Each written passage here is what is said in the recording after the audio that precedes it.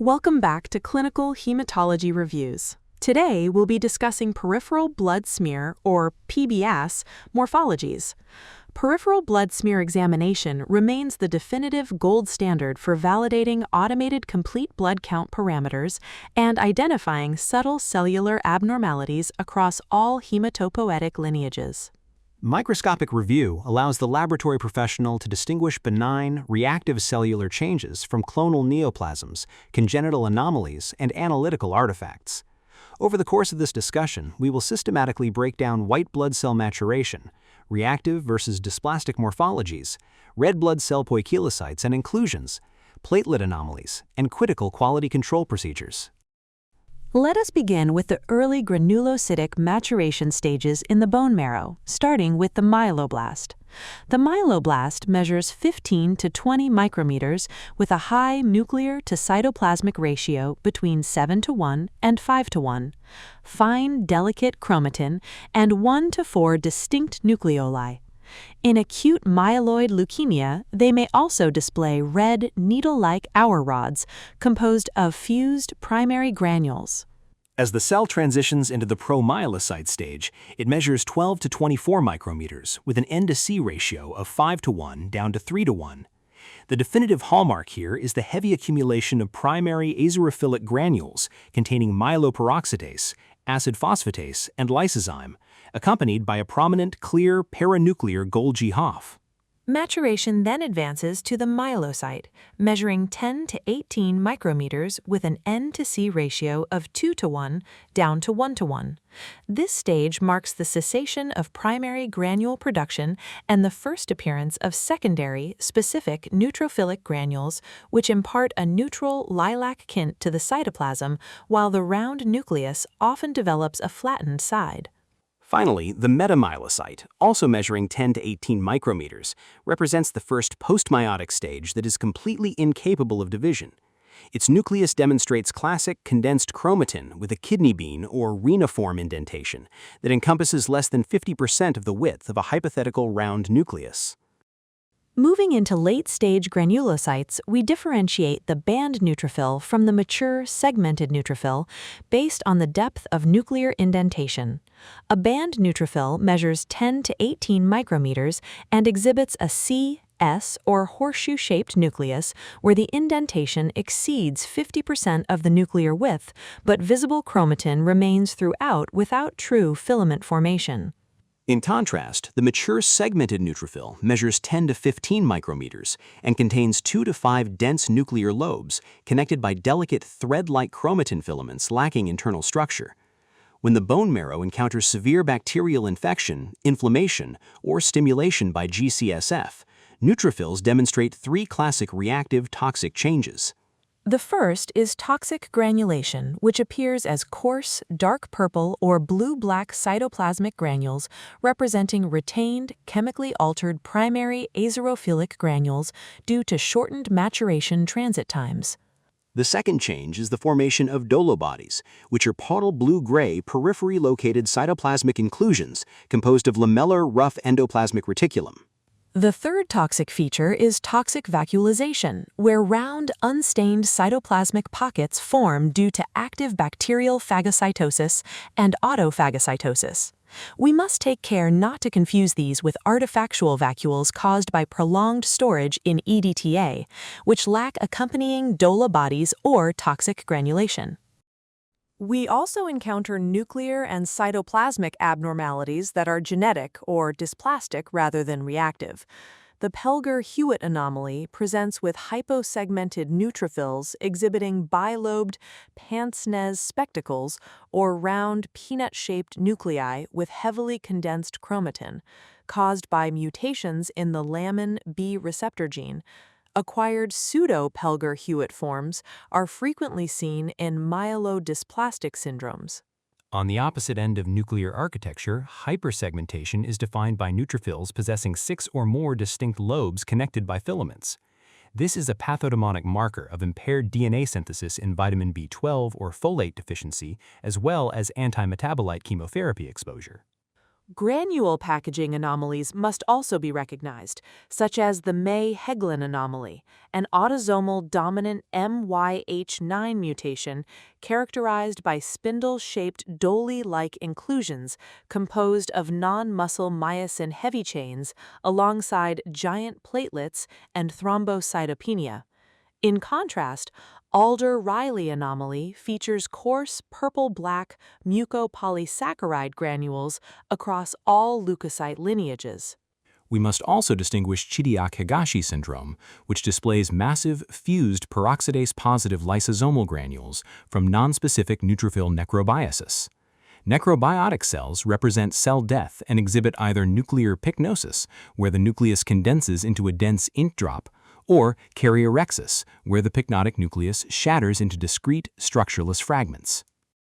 Turning to mononuclear cells, monocytes measure 12 to 20 micrometers with an NC ratio of 4 to 1 down to 2 to 1, featuring abundant dull blue-gray ground glass cytoplasm, dust-like granules, and a folded or cerebriform nucleus. They frequently form blunt pseudopods and contain digestive vacuoles as active phagocytes. Reactive lymphocytes, classically designated as Downey type II cells, are antigen-stimulated cytotoxic T cells seen in Epstein-Barr virus infections and viral hepatitis. They exhibit marked pleomorphism, with abundant pale blue cytoplasm that deeply indents or scallops around adjacent red blood cell membranes, accompanied by loose, stretched chromatin. When observing damaged mononuclear cells, we frequently encounter smudge cells or basket cells. These are bare nuclear chromatin remnants lacking intact cell membranes, produced during the mechanical shearing of the smear slide. While a rare smudge cell can occur as an artifact, their widespread presence in large quantities strongly suggests chronic lymphocytic leukemia due to marked neoplastic lymphocyte fragility. When evaluating malignant lymphoid proliferations, chronic lymphocytic leukemia typically displays a monotonous sheet of small, mature lymphocytes with scant cytoplasm and dark, dense chromatin with cracked spaces resembling a soccer ball pattern. Smudge cells are ubiquitous in these smears and directly correlate with disease presentation. In prolymphocytic leukemia, prolymphocytes are larger cells measuring 10 to 18 micrometers that display moderately condensed chromatin and a solitary, prominent, punched-out central nucleolus. In typical CLL, prolymphocytes remain below 10%, but exceeding 55% indicates classic prolymphocytic leukemia. Hairy cell leukemia features medium-sized B cells with pale cytoplasm exhibiting circumferential, fine hair-like cytoplasmic projections and spongy ground glass chromatin. These cells demonstrate characteristic tartrate-resistant acid phosphatase activity and infiltrate both peripheral blood and marrow. Finally, malignant plasma cells in multiple myeloma display an eccentric nucleus with coarse chromatin arranged in a classic clock face or cartwheel pattern, intense cytoplasmic basophilia, and an adjacent clear Golgi Hoff. Immunoglobulin accumulation can create distinctive inclusions, such as spherical Russell bodies in Mott cells or pseudonuclear Dutcher bodies. Moving to red blood cell pathology, poikilocytosis provides essential clues regarding mechanical destruction and membrane defects. Schistocytes and helmet cells are rigid, irregular fragments lacking central pallor, produced when circulating red cells are sheared across intravascular fibrin meshes in microangiopathic hemolytic anemias such as TTP, DIC, and HUS. Spherocytes, on the other hand, are small, dense red cells measuring less than 6.5 micrometers in diameter that completely lack central pallor due to a decreased surface area to volume ratio. They arise either from intrinsic cytoskeletal protein defects in hereditary spherocytosis or from splenic macrophages phagocytosing antibody-coated membrane segments in warm autoimmune hemolytic anemia. Membrane lipid alterations produce acanthocytes, or spur cells, which display 3 to 20 irregular, thorny, spicular projections of variable lengths and widths. These are classically observed in severe liver disease with altered cholesterol to phospholipid ratios.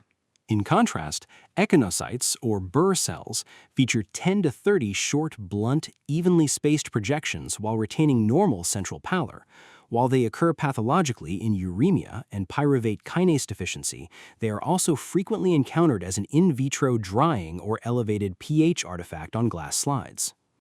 Metabolic and hemoglobinopathies produce distinct red cell configurations, most famously drepanocytes or sickle cells. Under deoxygenated conditions, hemoglobin S polymerizes into rigid, crystalline, tactile rods that distort the cell into a crescent shape with sharply pointed ends. Codocytes, or target cells, exhibit a central hemoglobinized dot surrounded by a clear ring and an outer rim of hemoglobin, resembling a bullseye. This morphology results from an increased surface area to volume ratio, caused either by absolute membrane lipid excess in liver disease or reduced intracellular hemoglobin content in thalassemias and hemoglobin C disease. Degmatocytes, or bite cells, display semicircular peripheral defects where the cell membrane looks pitted out. These are formed when splenic macrophages mechanically excise rigid, oxidized Heinz bodies from the cytoplasm in patients with glucose 6-phosphate dehydrogenase deficiency during oxidant stress. Dacrocytes, or teardrop cells, possess a single tapered blunt tail formed during mechanical stretching. They are extruded through distorted fibrotic marrow sinusoids in primary myelofibrosis or space-occupying myelophasic marrow infiltrations. Intracellular erythrocyte inclusions provide key diagnostic evidence and require precise differentiation. Howell-Jolly bodies are smooth, round, dark purple, violet nuclear DNA remnants measuring approximately 1 micrometer, typically seen in hyposplenism, post-splenectomy, and severe megaloblastic anemia. Basophilic stippling consists of multiple fine or coarse blue-gray punctate granules dispersed across the cytoplasm, representing precipitated ribosomes in RNA clusters. This finding is classical for lead poisoning due to pyrimidine 5' nucleotidase inhibition, as well as thalassemias and sideroblastic anemias. Pappenheimer bodies are small, irregular, angular, dark purple iron protein clusters located near the periphery. They are visible on right gimsa and definitively confirmed using Prussian blue iron stains, which designates the cell as a siderocyte. Haynes bodies represent precipitated, denatured hemoglobin chains, but they are completely invisible on standard right gimsa stains and require supravital stains like new methylene blue to be visualized. In contrast, hemoglobin C crystals readily appear on right gimsa as dense, dark red hexagonal rods, often called Washington Monument crystals, in homozygous hemoglobin C disease. Rouleau formation versus cold agglutination must be carefully analyzed, beginning with spatial distribution patterns on the blood film. Rouleau presents as linear, parallel stacking of red cells, resembling rolls of coins, driven by high concentrations of circulating plasma proteins like fibrinogen or paraproteins in multiple myeloma that neutralize the negative zeta potential. In contrast, cold agglutination forms irregular, three-dimensional grape-like clusters across the monolayer. This phenomenon is mediated by cold-reactive IgM autoantibodies binding red cell surface antigens at temperatures below 37 degrees Celsius, commonly secondary to Mycoplasma pneumoniae infection or cold agglutinin disease. On automated analyzers, cold agglutination causes severe analytical interference because clusters are counted as single massive cells. This falsely spikes the MCV over 110 femtoliters, falsely drops the total RBC count, and generates a pathologically impossible MCHC exceeding 37.0 grams per deciliter. The mandatory laboratory corrective protocol requires incubating the whole blood EDTA specimen in a 37 degrees Celsius water bath for 15 to 30 minutes to disperse the agglutinated clusters and rerunning the sample immediately. Platelet morphological review is essential to confirm automated platelet parameters and identify dysplastic megakaryopaesis. Normal platelets measure 1.5 to 3 micrometers, exhibiting pale blue cytoplasm with fine azerophilic alpha granules. Giant platelets, or macrothrombocytes, measure greater than 7 micrometers in diameter, exceeding the size of a normal red blood cell.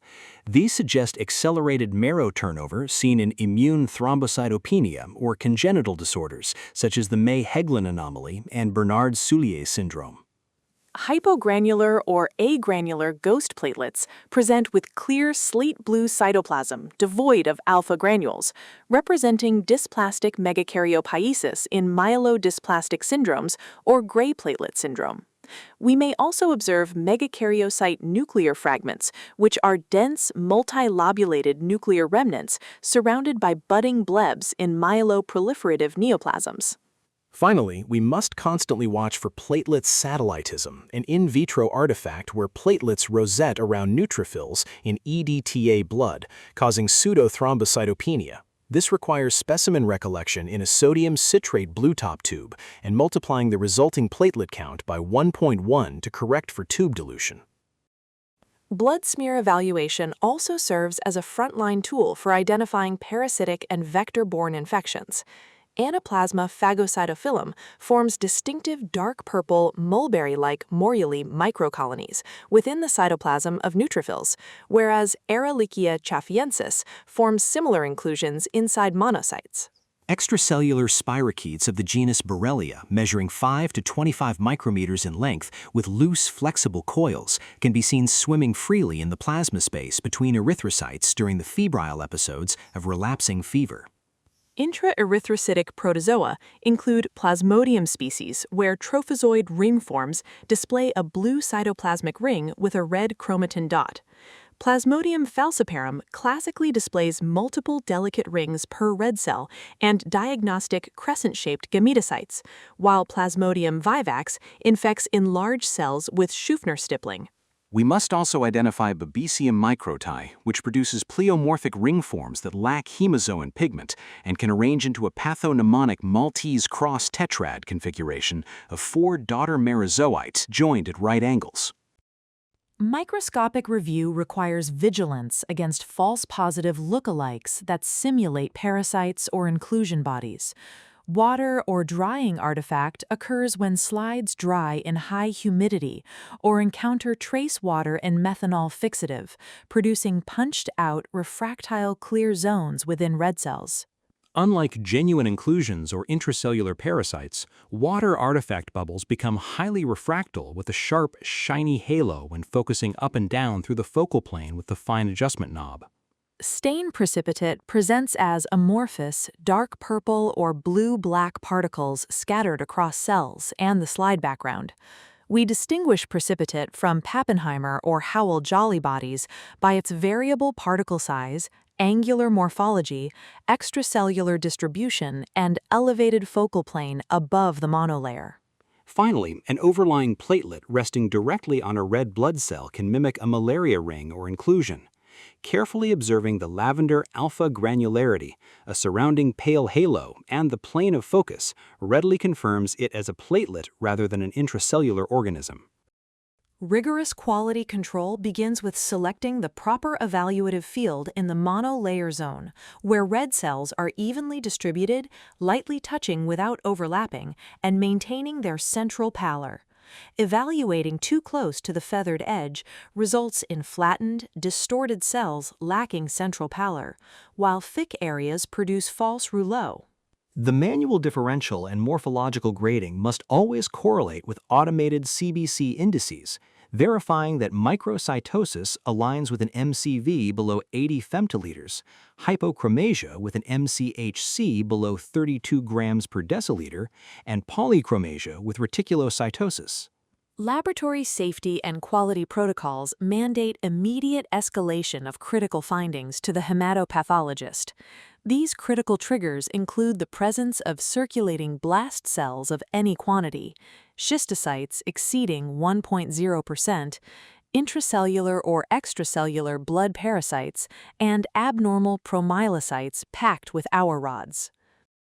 Today, we reviewed the systematic morphological evaluation of peripheral blood smears, spanning granulocytic maturation, dysplasias, red cell poikilocytes and inclusions, platelet anomalies, and critical laboratory safety escalation protocols. Thank you for joining us, and we look forward to having you with us in the next session.